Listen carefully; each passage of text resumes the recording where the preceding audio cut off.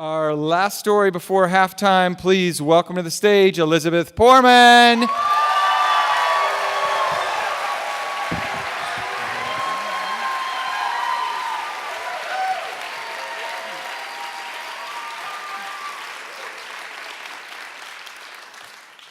All right, I'm pretty nervous, so let's just keep this between us, guys.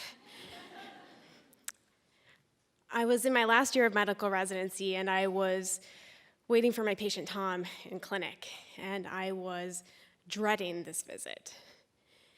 I had been Tom's doctor for about 3 years, and I usually looked forward to seeing him. He would show me pictures of his latest trip and talk about his plans for retirement, but not today. I had just diagnosed Tom with metastatic cancer, and I felt like I had failed him by not catching it sooner. I always knew that I wanted to be a doctor. As a little girl, I used to actually look forward to pediatrician visits. And I would think of random facts I could show off to my doctor, like the names of the bones in your ear, the anvil, hammer, and stirrup. It's pretty cool, right? I would push myself to sit as silently as possible as I got my shots so I could prove how brave I was. Maybe other kids wanted to be superheroes, but to me, doctors were the ones with the real superpowers, and it would only take 30 years of school before I could become one of them. But becoming a doctor didn't give me superpowers. In fact, it seemed designed to point out that I was always going to fall short of an unattainable ideal. Even in college, each failure was treated as some kind of referendum on whether or not I was worthy of being a physician, as if solving organic chemistry equations were some kind of essential clinical skill. And I hate to ruin this for any current pre-medical students, but it really has not come up once.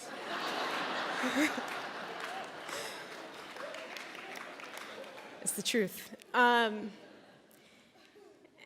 in medical school, the pressure was even more intense. We were asked to recite answers to esoteric questions in the wards in front of one another, and humiliated when we didn't know. A ritual that we actually still call pimping.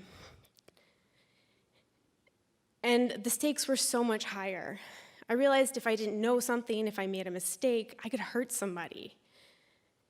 When I saw my mentors make mistakes, I realized that they had very little forgiveness for themselves and for each other. The message was clear. The only way to be a good doctor was to be a perfect doctor. But I was not perfect. In residency, there was always more work than I could finish. I tried to feign confidence, but secretly I would hide out after my shift was over for hours, obsessively checking my work, terrified that I was going to hurt somebody.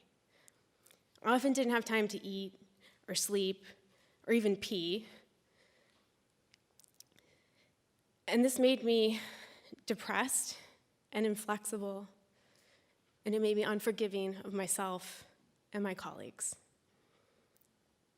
But I still loved taking care of people, especially people like Tom, who had always been kind and encouraging as I was learning, even as I was meant to be taking care of him. As I waited for him that day, I was full of guilt. I felt like I should have prevented this, even if I didn't know how. And I thought, I have to do something, I have to fix this. And the only thing I could think to do was to be honest with him about how bad his prognosis was, and maybe protect him from treatment that I didn't think would help. He sat down in the exam room, and I remember the afternoon light was shining on us, and I fumbled awkwardly for a few minutes until I finally held his gaze and I said, "You know, Tom, most people with this diagnosis are not alive at 5 years. Are you sure that you want to go through with the chemo?" I still remember the deadly silence in the room and the pained, wounded look on his face. This was information that Tom was not ready to hear, at least not in that way. And I tried to take it back, but the thing about hurting somebody is that it's a point of no return. I called him later to apologize, and he said, "It's okay. I'm going to wait for my oncology appointment so I can talk to my doctor." For Tom, that no longer meant me. For so many years, I had been focused on being perfect, on not making a mistake, that I had forgotten that my true purpose was to listen. Instead of telling, I should have asked him, "How are you doing, Tom? What can I do to help?" I hadn't, and as a result, I had lost his trust. Tom died before I finished residency. I can't ask him for his forgiveness, but I can thank him. Thank you, Tom, for all the things that you taught me, all those years together, and especially this. My patients don't need me to be perfect. They don't need me to fix everything. They need me to be present. They need me to acknowledge my mistakes and my brokenness and my humanity so that I can acknowledge theirs. They need my compassion. They need my open, wounded heart.